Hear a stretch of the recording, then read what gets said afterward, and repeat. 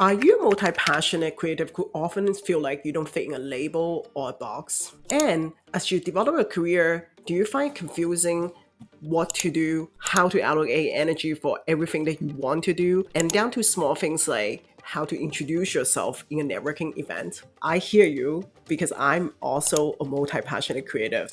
And today, we're going to walk through 7 common mistakes that I see multi-passionate creatives make so that you can avoid those mistakes as you develop your career and your creative practice.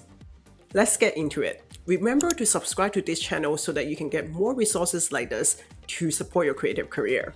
Mistake number 1, feeling perpetually bad that you don't fit in a box or label. First up, of course, is the box problem. Yes, we don't fit in a singular label or job title, but the problem is not so much the not fitting in anymore, but rather the bad feeling that it brings, and that we carry that around like a heavy baggage. If this was a practical issue a decade ago about not having a singular job title or singular interest in finding job or finding focus, this is actually more of a perception and mindset issue nowadays because guess what? Our time have come. More and more multi-passionate passion means that we have the strengths and skills to build diversified portfolio of endeavors, income streams, and companies also value that a lot. So stop carrying that baggage. Come out the box. Mistake number 2, trying to do everything at once. Raise your hand if you ever found yourself trying to accomplish 10 things in the same day. Yes, we've been all there. A lot of us make these mistakes. We're all multi-passionate creatives, right? So of course, we want to do 10 things all at once, or we try to fit everything into the same week.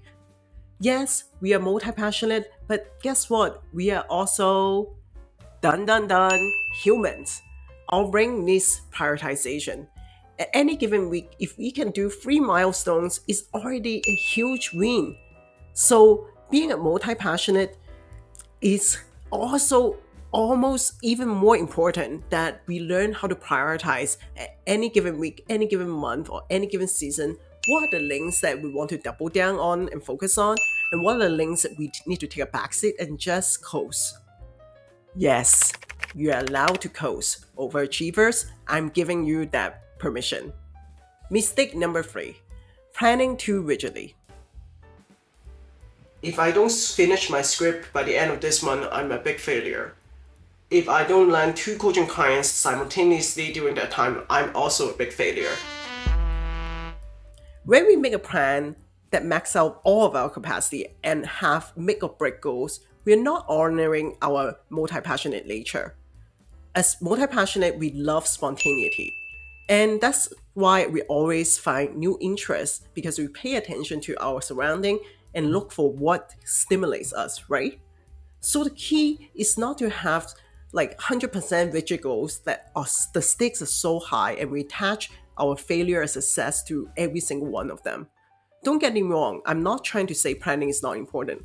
Planning is still very important.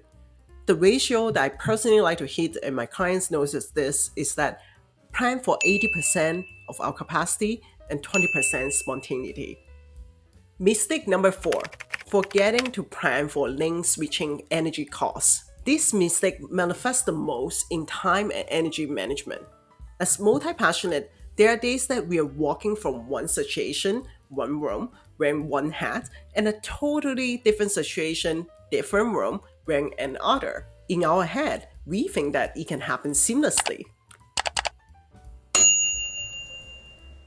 But in reality, lane switching itself takes energy. Sometimes our brain is not that fast in adapting to a situation. Or if you're like me, who's an introvert and a multi-passionate, I need time and space to regroup with myself after a social situation before I can do deep creative work or before I can go to another social situation. So next time you're lane switching, remember to budget a buffer. Mistake number 5, wanting to tell everybody about your complicated story all at once. Picture this. You meet someone that you want to pitch yourself to or your service to at an event, and within the first minute, you're bursting with excitement. You're telling that person all the complicated nuance of your multi-passionate endeavor in your life and how you come to do what you do. Now, imagine what that person feels like right at that minute. In reality, there's a time and place for our complex story, not because we're not accepted, and not because we somehow need to erase part of ourselves to fit in, but it's simply because we live in a world where most of us, ourselves included by the way, cannot digest a complex personal story on the spot at any given time. So, as multi passionate, we have the gift to selectively choose a different piece of ourselves to strategically present to the right audience at the right setting.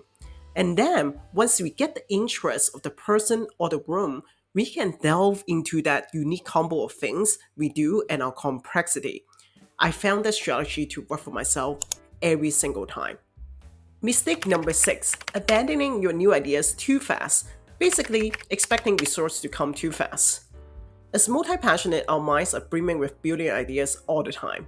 However, due to things like trying to do everything at once and not prioritizing well and feeling guilty for restarting and starting things all the time, we sometimes give up too fast an idea that actually have leg and is true to our genius.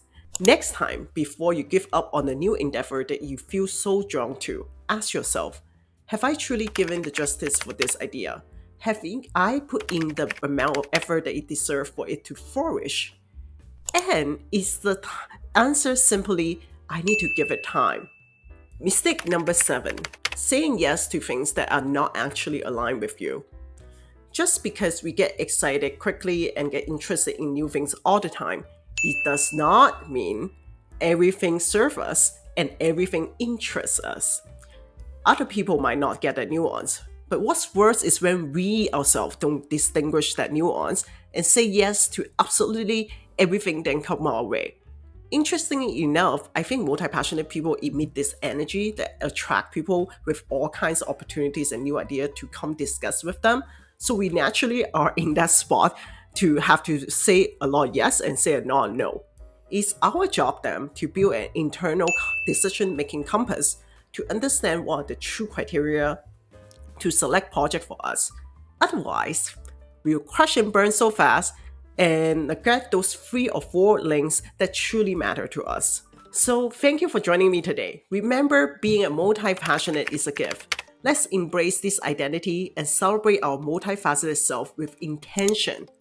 We truly have the power to build a practice that's uniquely ours. So go forth and celebrate that and avoid these detours that are in our way. See you next time, and remember to subscribe to my channel for more resources to support your creative career. Bye!